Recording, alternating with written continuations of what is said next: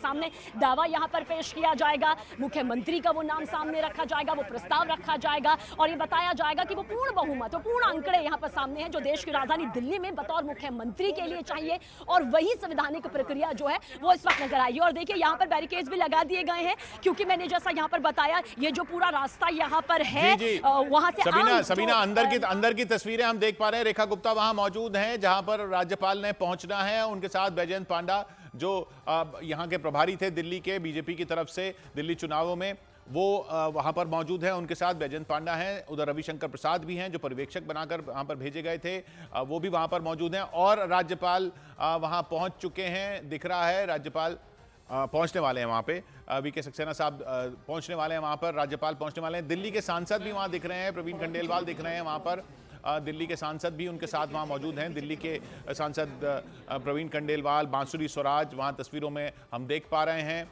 उधर दिल्ली बीजेपी के अध्यक्ष वीरेंद्र सचदेवा तो हैं ही और रेखा गुप्ता खुद मौजूद हैं इस मीटिंग के लिए। रामवीर बिधूड़ी, दिल्ली के सांसद रामवीर बिधूड़ी, बांसुरी स्वराज, सब लोग वहां पर पूरा प्रतिनिधिमंडल बनाकर पहुंचे हैं दावा पेश करने के लिए। दिल्ली में बीजेपी की सरकार बनाने का दावा पेश किया जा रहा है औपचारिक रूप से उपराज्यपाल के सामने, माफ कीजिएगा उपराज्यपाल हैं दिल्ली में, उपराज्यपाल के सामने एलजी सक्सेना साहब जो है, वीके सक्सेना साहब एलजी, वो वहां पर आएंगे, उनके सामने ये दावा पेश किया जाएगा औपचारिक रूप से। कल शपथ ग्रहण समारोह है, रेखा गुप्ता को विधायक दल का नेता चुना गया है। रेखा गुप्ता वहां पहुंची हुई हैं, राजभवन में मौजूद हैं, तस्वीरें आप सीधी राजभवन से देख रहे हैं। बैजयंत पांडा के साथ बैठी हैं, उनके बगल में वीरेंद्र सचदेवा साहब बैठे हैं, दिल्ली बीजेपी के अध्यक्ष जिनके नेतृत्व में दिल्ली बीजेपी ने ये बड़ी जीत हासिल की है। आम आदमी पार्टी की सरकार को हटाकर अब राज्याभिषेक होने जा रहा है कल। रेखा गुप्ता का दिल्ली की सीएम के तौर पर, महिला होंगी दिल्ली की सीएम। इससे पहले आतिशी भी दिल्ली की सीएम थी आम आदमी पार्टी की तरफ से, उससे पहले शीला दीक्षित कांग्रेस की सरकार रही, 15 साल वो सीएम रही। उनसे पहले बीजेपी ने सुषमा स्वराज जी को भी दिल्ली का सीएम बनाया था 1998 में चुनाव से पहले, लेकिन उसके बाद फिर बीजेपी की सरकार नहीं आ सकी तब से लेकर अब तक, और अब जाकर यानी 27 साल बाद 1998 से के बाद 2025 में सरकार बनने जा रही है बीजेपी की। बड़ा मौका है बीजेपी के लिए, बड़ा दिन बीजेपी के लिए होने वाला है शपथ ग्रहण का। बहुत तैयारियां हैं वहां पर शपथ ग्रहण की, वो भी हम दिखा चुके हैं आपको रामलीला मैदान में किस तरह से ये भव्य आयोजन किया जाएगा। बीजेपी के लिए ये बहुत बड़ी जीत है। सांसद हर्ष मल्होत्रा आप देख सकते हैं अपनी स्क्रीन पर, वो भी राजभवन में पहुंचे हुए हैं। रविशंकर प्रसाद के साथ बैठे हैं हर्ष मल्होत्रा, रामवीर बिधूड़ी, सुषमा स्वराज, ये सब दिल्ली के सांसद हैं। दिल्ली में सारे सांसद बीजेपी के हैं, सारे सांसद बीजेपी के बनते रहे हैं, बस असेंबली में बीजेपी को जीत नहीं मिल पा रही थी जो इस बार मिली है, और ऐसी मिली है कि 48 सीटें, 70 में 48 सीटें जीतकर बीजेपी बड़े बहुमत के साथ सरकार बनाने जा रही है और दावा पेश करने जा रही हैं। रेखा गुप्ता दिल्ली की सीएम के तौर पर, रेखा गुप्ता दावा पेश करने वाली हैं बीजेपी की सरकार बनाने का। उपराज्यपाल वीके सक्सेना के सामने राजभवन से सीधी आप ये तस्वीरें देख रहे हैं। जो आप इंतजार कर रहे हैं वही बीजेपी के नेता भी वहां इंतजार कर रहे हैं कि उपराज्यपाल आएंगे और उनके सामने ये दावा पेश किया जाएगा औपचारिक तौर से। प्रवीण खंडेलवाल आप देख रहे हैं अपनी तस्वीरों में, सब दिल्ली के 7 सांसद वहां पर मौजूद हैं और उधर दिल्ली बीजेपी के नेता विजेंद्र गुप्ता भी दिख रहे हैं। सारे सांसद वहां मौजूद, दिल्ली के सारे सांसद वहां मौजूद, रविशंकर प्रसाद वहां मौजूद, बैजयंत पांडा वहां पर मौजूद, दिल्ली बीजेपी के अध्यक्ष सचदेवा जी मौजूद, और रेखा गुप्ता जो शालीमार बाग से विधायक हैं, शालीमार बाग से जो चुनाव जीती इस बार वंदना कुमारी को हराकर आम आदमी पार्टी की, वो विधायक दल की नेता चुनी गई आज बीजेपी की विधायक दल की बैठक में, और वो पेश करने वाली हैं दावा राजभवन में। वहां पर सबीना ताबंग मौजूद हैं। सबीना, तस्वीरें हम अंदर से देख पा रहे हैं। जी बिल्कुल, और ये एक ऐतिहासिक फैसला, ऐतिहासिक दिन यहाँ पर है और इतिहास के सुनहरे पन्नों में ज़रूर किशोर जी ये दिन लिखा जाएगा। ठीक है, हम कह रहे हैं कि बीजेपी ने यहाँ पर साधा है इसमें, क्योंकि राजनीति में अपने कोर वोटर्स को साधना, अपने वोटर्स को साधना सबसे ज़्यादा ज़रूरी भी माना जाता है। और बीजेपी ने आज की जो ये तस्वीर है इसके साथ यही कहेंगे कि आगे की पूरी रणनीति यहाँ पर तय की है, क्योंकि कहा यही जाता है, राजनीतिक विश्लेषक यही कहते हैं कि जो प्रधानमंत्री नरेंद्र मोदी की राजनीति को बेहद करीब से समझते हैं वो ये मानते हैं कि वो मौजूदा वक्त में जो वर्तमान में ये तस्वीर आज नजर आई है वो भविष्य की तस्वीर है। भविष्य भी 4, 5 या 10 साल का नहीं, वो पूरे 20 साल का अपना विजन लेकर यहाँ पर चल रहे हैं और उन्हें एक ऐसा ही चेहरा चाहिए था, फिर चाहे वो महिला चेहरा हो या लो प्रोफाइल का चेहरा हो। लो प्रोफाइल से देखिए बिल्कुल मतलब यही है जिसने जनता के साथ, समर्थकों के साथ, कार्यकर्ताओं के साथ यहाँ पर सीधा सीधा संपर्क साधा हो, जिसने ईमानदारी से पार्टी के लिए नहीं बल्कि जो जिम्मेदारी मिली है जनता के प्रति उसके लिए साधा हो। और जो तस्वीर इस वक्त आप देख रहे हैं वो ये बताने के लिए भी काफी है कि बीजेपी हार के बाद भी मौका देती है। 2 बार हारी हैं वो, शालीमार बाग से ही, वंदना कुमारी से ही, जो कि आम आदमी पार्टी की तरफ से जीत हासिल की थी, बड़े अंतर से हार और आज बड़े अंतर से ये जीत।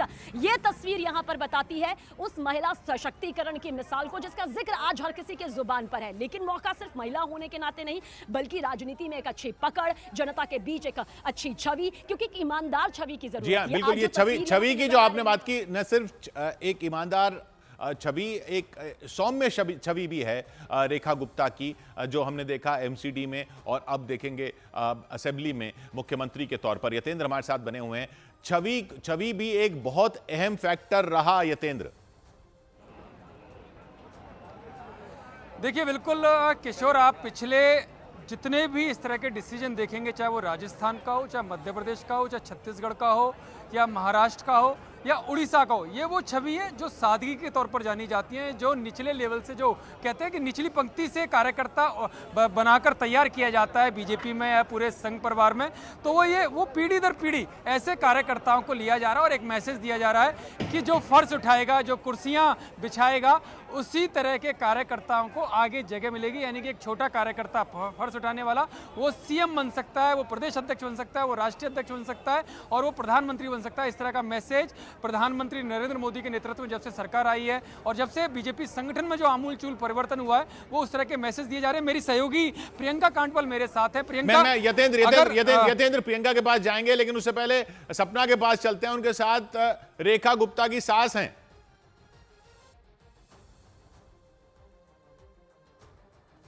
दिल्ली की मुख्यमंत्री बन चुकी हैं, ऐसे में उनके जो परिवार वाले हैं बेहद खुश हैं और खुशी का वक्त भी उनके लिए। उनकी सास हमारे साथ हैं। बहू ने बड़ा गौरवान्वित आपको महसूस कराया है। यही सवाल मैंने आपके बेटे से पूछा था, यही मैं पूछती हूँ। जब यहाँ से जा रही थी तो क्या कहा था कि मम्मी लौट कर आऊंगी तो दिल्ली की मुख्यमंत्री बन के आऊंगी? नहीं, ऐसा कुछ नहीं, मैंने आशीर्वाद दिया था बेटा जीत के आना, विजयी बहू। अच्छा, आपने जीत का आशीर्वाद दिया हाँ, था। बिल्कुल। कितनी खुशी हो रही है आपको? मेरे को बहुत खुशी हो रही है। हाँ। और इतना बड़ा परिवार मेरा सब खड़ा हुआ, देखो हमारी पूरी ब्लॉक और ब्लॉक सारा परिवार है मेरा, इतना बड़ा परिवार है मेरा, सब खुश है। रेखा गुप्ता, बतौर आप बहू देखती रही, कैसी थी और क्या लगता है कि वैसे ही वो बतौर मुख्यमंत्री भी प्रदेश के लिए अच्छा करेंगी? हाँ बिल्कुल करेंगी। वो मेरे लिए तो अभी भी बहू है, समाज के लिए मुख्यमंत्री है ना। हाँ। मेरे लिए तो अभी भी बहू है। ये काजू कतली रख रखी है, खिलाने के लिए उन्हीं को रख रखी है? नहीं, सबके आपके लिए रख रखी है, मुंह सबके लिए मीठा कर रही है सबका। हाँ, तो कितनी खुश हैं? खुश बहुत हैं? हाँ बिल्कुल खुश है जी। दिल्ली की मुख्यमंत्री की आप सास बन गई हैं। ये आपको सौभाग्य आपकी बहू ने दिया है। हाँ जी बिल्कुल। मम्मी बनी हुई है शुरू से ही। अच्छा, सास में। तो ये रेखा गुप्ता की सास थी हमारे साथ में और जिन्होंने बताया कि बहुत खुश हैं वो कि अब उनकी बहू सिर्फ उनकी बहू नहीं बल्कि पूरे प्रदेश की बहू बन गई है। कैमरा पर्सन युगल के साथ सपना शुक्ला, न्यूज़ 18 इंडिया। जी हाँ, मुख्यमंत्री बनने जा रही हैं रेखा गुप्ता, दावा पेश करने जा रही हैं उपराज्यपाल के सामने। वहां इंतजार कर रहे हैं, ये देखिए अंदर से तस्वीरें आ रही है, वहां इंतजार कर रहे हैं सब लोग। दिल्ली के 7 सांसद वहां पर मौजूद हैं और वो लोग भी मौजूद हैं जिन्होंने प्रस्ताव रखा रेखा गुप्ता के नाम का। अब देखिए सब लोग खड़े होते हुए उपराज्यपाल वीके सक्सेना वहां पहुंचे हैं और ये देखिए ये तस्वीरें आपको दिख रही हैं। रेखा गुप्ता प्रस्ताव, माफ कीजिएगा, दावा पेश करेंगी। तस्वीरें सीधे राजभवन से, दिल्ली के राजभवन से तस्वीरें। सक्सेना साहब उपराज्यपाल, उनके सामने दावा पेश किया जा रहा है औपचारिक रूप से बीजेपी की तरफ से सरकार बनाने का। कल शपथ ग्रहण समारोह ये तस्वीरें आप देख रहे हैं रेखा गुप्ता और उपराज्यपाल वीके सक्सेना की। ये तस्वीर देख लीजिए, ये कल सुबह अखबारों में भी दिख जाएगी आपको इस गुलदस्ते के साथ। एक तरफ उपराज्यपाल वीके सक्सेना है दिल्ली के, दूसरी तरफ हैं शालीमार बाग से विधायक रेखा गुप्ता जो अब दिल्ली की मुख्यमंत्री होंगी।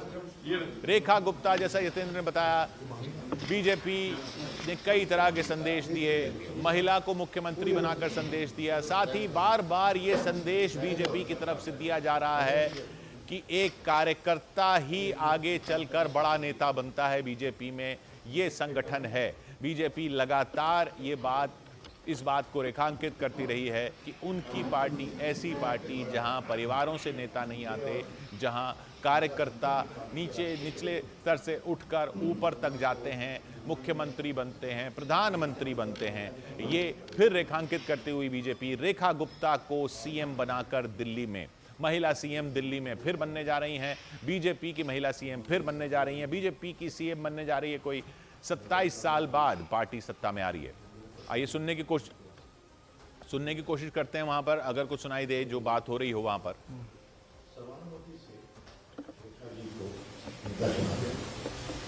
प्रस्ताव करने वाले थे प्रवेश वर्मा, उसके बाद सतीश उपाध्याय जी कहाँ बैठे नमस्कार है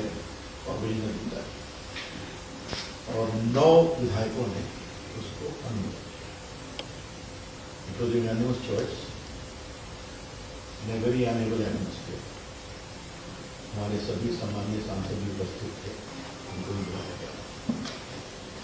थोड़ा निकलने में देरी हो गई, क्षमा करिए। तो इसलिए हम लोग को उनको रेस्क्यू करना पड़ा। पावर के उत्साह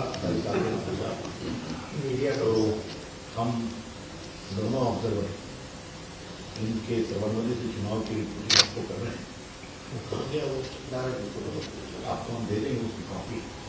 उसमें हम दोनों के दस्तखत हैं, के दस्तखत हैं और तीनों प्रस्तावकों के और सेकेंडरी ये हम आपको, और इसके बाद हम मंत्री की सूची भी आपको दे देंगे। और बाकी पूरी प्रक्रिया बताते हुए कैसे विधायक दल का नेता चुना गया रेखा गुप्ता को, किन किन ने प्रस्ताव रखा, और बताया कि ये सब प्रस्तावक भी यहाँ मौजूद हैं, यहाँ सांसद भी मौजूद हैं दिल्ली के।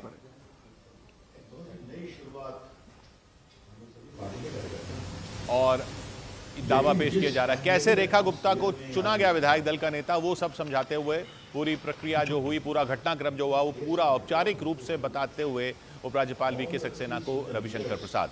ये दिल्ली के राजभवन से लाइव तस्वीरें आप देख रहे हैं जो वहां पर हो रहा है।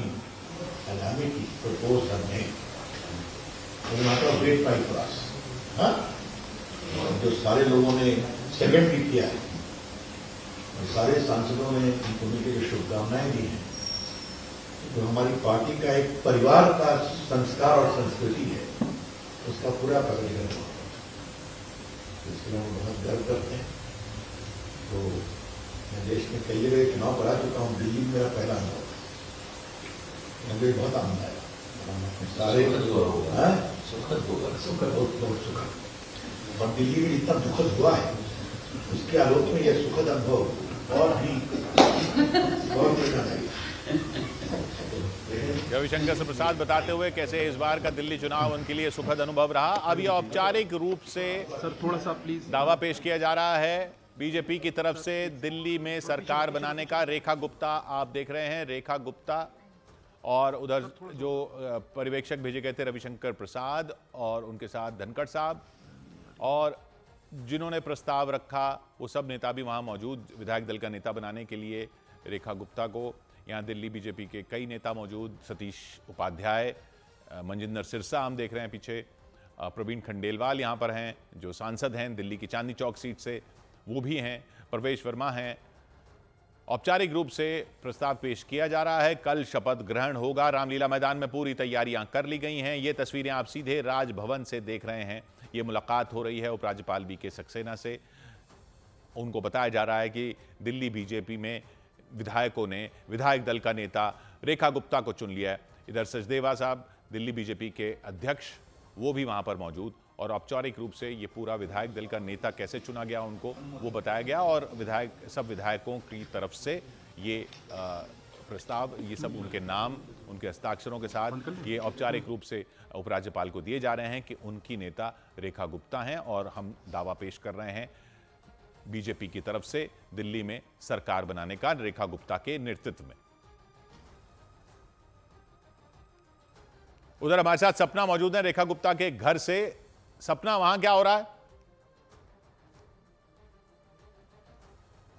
सपना तक आवाज नहीं पहुंच पा रही, वहां शोर इतना है, वहां मोबाइल फोन इतने हैं, आप समझ सकते हैं इस वक्त रेखा गुप्ता के घर के आसपास का माहौल क्या होगा जब वहां पर उनको पता चला कि रेखा गुप्ता मुख्यमंत्री बनने जा रही हैं। ये जरूर माना जा रहा था कि कोई ऐसा चेहरा होगा मुख्यमंत्री के रूप में जो एक कार्यकर्ता के तौर पर बीजेपी में शुरू से रहा हो, जुड़ा हो, तो वो इसमें रेखा गुप्ता का नाम तो बहुत दिनों से आ रहा था। शालीमार बाग से वो विधायक हैं, शालीमार बाग से वो चुनाव लड़ती रही हैं, 2 बार वो उनका चुनाव जो वो नाकाम रही जीतने में, इस बार वो जीती हैं और अब जीत कर सीधा मुख्यमंत्री बन रही हैं। पहली बार विधायक बन रही हैं, लेकिन शालीमार बाग के लोगों के लिए वो पुराना नाम है। वो वहाँ से उत्तर पीतमपुरा के वार्ड से काउंसलर भी रह चुकी हैं, पार्षद भी रह चुकी हैं, एमसीडी में स्टैंडिंग कमेटी में रह चुकी हैं। उससे पहले दिल्ली यूनिवर्सिटी की राजनीति में वो थीं। वो बीजेवाईएम में, युवा मोर्चा में भी